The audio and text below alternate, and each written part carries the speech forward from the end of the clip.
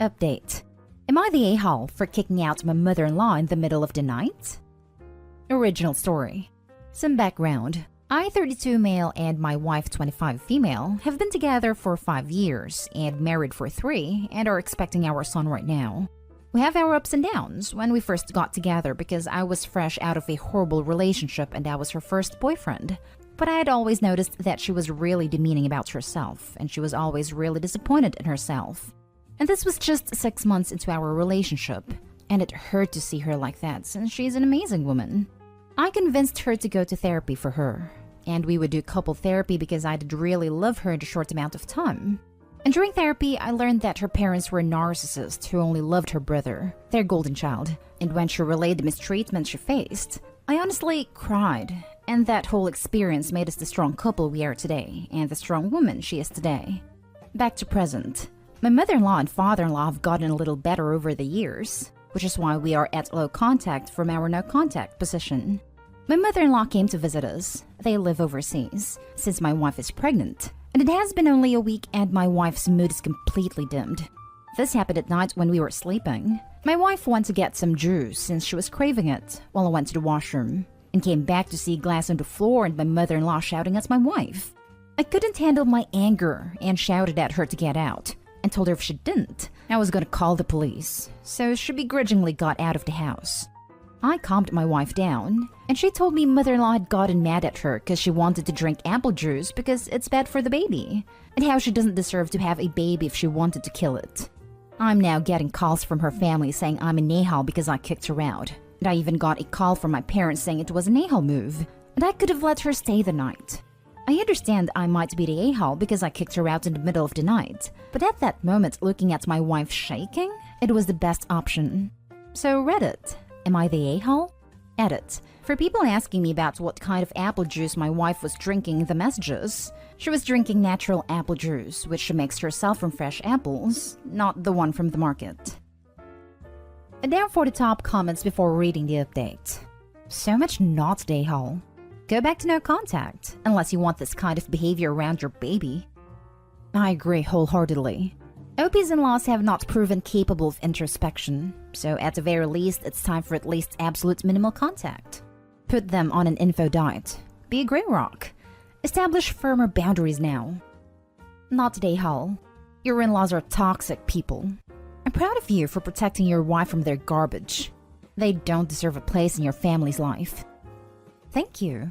For a second, I did really believe that they were getting better and not being toxic. But that was just a lie, I guess. The only way mother-in-law's behavior that night is only even 10% okay is if your wife was drinking an entire huge bottle of straight whiskey.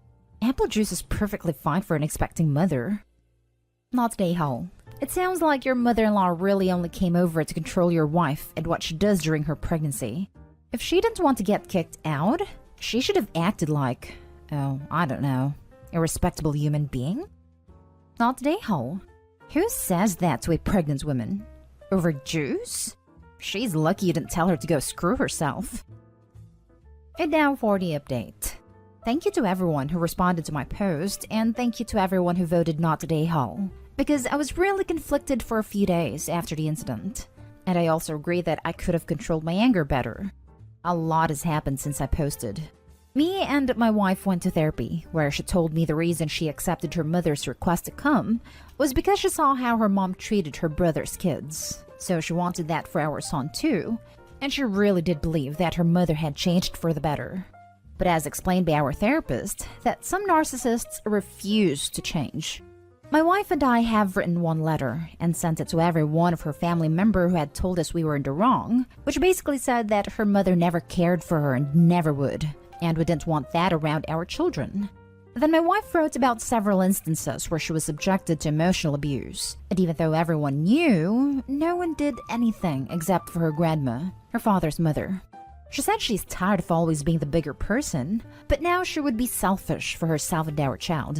And if anyone disagrees, they're welcome to cut contact, as she wouldn't miss people like that in her life. Something which shocked both of us was when her father called and asked what happened, and she narrated everything. Her father, being the typical narcissist, tried to gaslight, but with my support and her therapy, she put her foot down and asked her father if he had ever cared about her, because it never felt like they did. She narrated every instance from her childhood to her adulthood where she was subjected to emotional abuse, and how her brother always came before her. Her dad was silent throughout the call. And in the end, all my wife said that for her currently, she doesn't have parents, and hung up. By the end, all my wife did was cry, and I cried with her. I also called my parents, asking how they could not take my side knowing the history because they really love my wife, which is why it was hard listening I'm in the wrong. And they told me that it was because her mother had called them in hysterics, and told I was physical with her. I was not. After learning the truth from me, they came over to apologize, and my mother held my wife. I am an only child, so I and my wife are everything to them. I would like to point out that we're in the metropolitan area, and there are plenty of hotels, so I wasn't worried about my mother-in-law finding a hotel. She's loaded, money isn't an issue. For now, we are just waiting for the little one to be born, and my wife is much happier and free from her toxic family. Great to hear that things are resolving the way they likely should. I hope your parents never side against you like that again.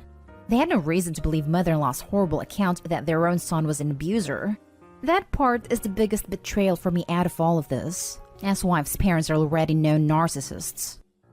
Yeah, that concerned me how all it took was one hysterical call, and his parents instantly believed her despite knowing about her and her past. While that response definitely gets a side-eye, it's actually not that uncommon. A lot of people who don't have experience with toxic people have a really vague and inaccurate idea of what that behavior looks like. Even if they understand consciously mother-in-law's an a-hole and has been very horrible in the past, they don't really get how manipulative they can be, or how casually/easily they lie. So the parents receive a phone call in the middle of the night from a hysterical mother-in-law, claiming Opie got physical. Even though they've been warned, they instinctively believe it because they can't wrap their heads around someone who can turn hysterical crying on and off like a tap, or why someone would lie about something that extreme and easily disproved. Hopefully they're quick learners and appropriately apologetic, but it's worth remembering that people like the mother-in-law use those kinds of manipulative tactics because they're super effective at short-circuiting people's logical defenses and getting them on their side. This almost makes me glad I have the experience I do with narcs and their tactics, but I hate that anyone should have to deal with said narcs and tactics in the first place. Good on both of you for sticking to your guns and getting all this out in the open. Narcissists thrive on partial information. By sharing this with everyone in your extended family, it puts the mom in the spotlight where it will be a lot harder to get away with it. Congrats on making it through. I had a mother like that. I left home and went no contact when I was 17. It took me until I was 30 to make that stick. The longing for a loving parent is strong.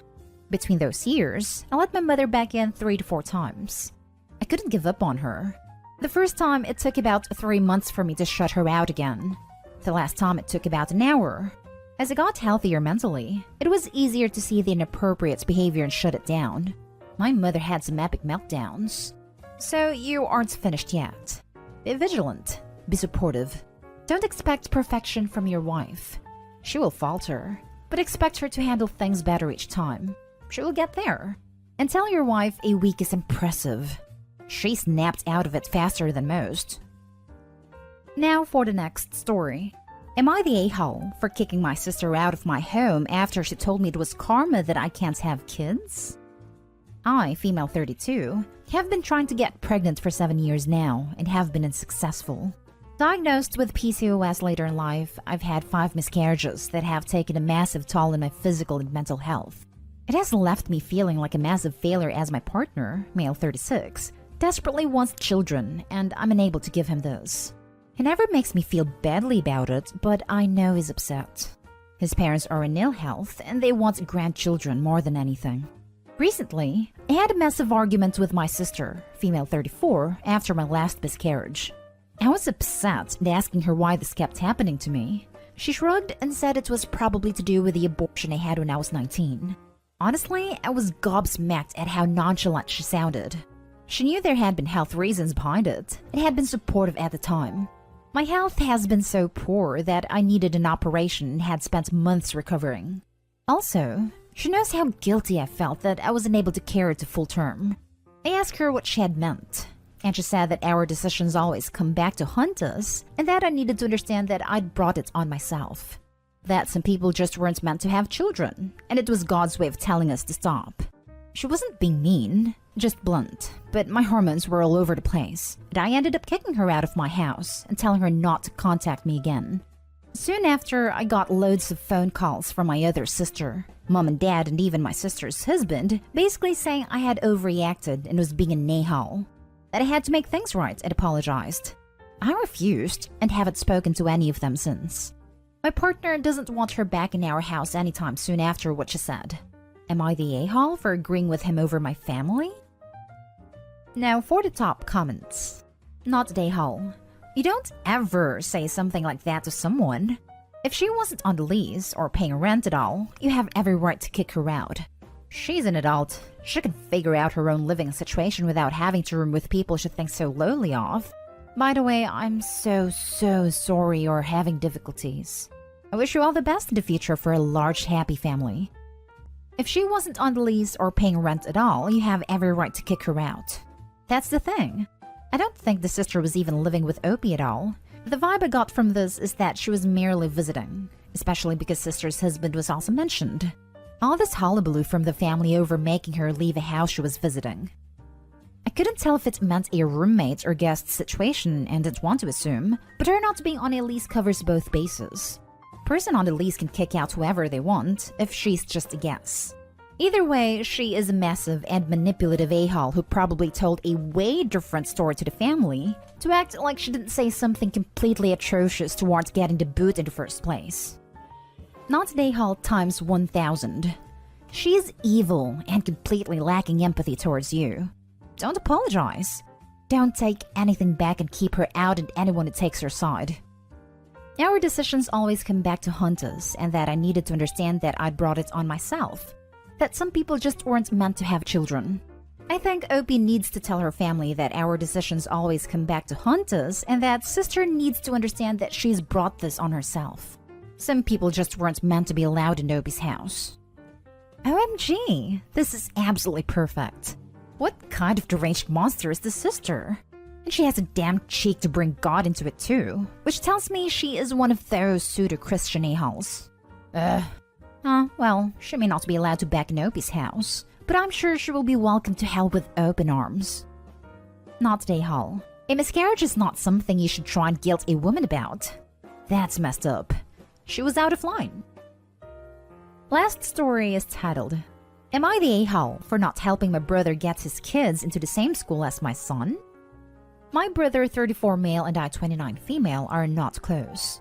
We see each other once or twice a year at most, despite living 30 minutes from each other. We both have kids the same age. My older son is the same age as his daughter. So back when my husband and I had our oldest, we talked about where we wanted him to go to school. Option A was the school we were zoned to at the time and it was okay, but with plenty of people who hated it. Option B was not super popular at the time. It was seen as a less than perfect choice by most for being less bothered with grades, according to several reviews. But for us, it was perfect. They had great teacher reviews from parents of kids going there. Kids adored it, and their policies were ones we really liked. So we made the choice to move to get into the zone for School B. Once our son started school, we had no regrets. Back then, my brother thought we were dumb and talked crap about the school choices. I remember seeing him that Christmas, and him saying it was lazy parenting to not consider grades over everything else. Right now, he is eating his words, and is the most we've talked in probably 20 years if I'm being honest. He reached out back in January to say how his kids hated school, and how he and his wife were having a hard time with teachers and things like that. He mentioned trying to get the kids into the same school my son was going to. There was a layer of aggression in everything. Like, screw you for having it better. He started texting and telling me this stuff a lot. And then in April, he told me that he got rejected because of the district, and he ranted a bit about how much we sucked, etc., to the point where I hung up on him. It was after that point he asked me if he could use my address to enroll the kids there. I told him I would need to think about it. My husband and I discussed it, and we said no. Our reasons were neither of us wanted to deal with seeing and hearing more from him. Because while everything is emailed, we also get regular snail mail for certain things too throughout the year, and that would require more contact than neither of us wanted with him.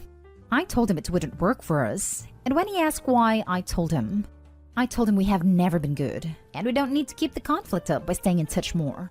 My brother is pissed and has been pissed for months. I had to block him on WhatsApp, where he was texting and calling me, and I ended up leaving our family group chats because he was airing his stuff there. He called me an a-hole, said I was selfish, that I should put the kids first. And at first, everyone was more on my side, but now others seem to think it wouldn't hurt and that putting the kids first should be the priority of a non-a-hole. So now I ask, am I the a-hole? Not an a-hole. Depending where you are, it's a crime to say you live at a place so you can enroll your kids in a better school. Even if it was legal, you don't owe him anything. OP, not only it is illegal, but your kid is registered in that school at that address. It seems pretty inevitable that the school will eventually put 2 and 2 together, and then you'll be open to possible prosecution. Possibly your kid being kicked out of the school. That's what I'd tell him and family. Not the a-hole. I was thinking this as I wrote my comment above. Given the OP is a woman and her kids might have a different last name than her brother's kids, they would almost undoubtedly question why 2 sets of kids with different last names reside at the same address. Not the a-hole. It's true that kids should be primarily the concern for parents and family, but your brother and his condescending and horrible behavior is the roadblock here, not you and your decision to limit contact with him. Also, if this is public school in the US, this may be residency fraud. I don't know what penalties might be for parties involved, but it's a risk that you really shouldn't have to take. Your brother's kids have options besides making you commit fraud. He can find another school or he could move into another district. Could also be less of an a-hole and work on being a caring and supportive family member.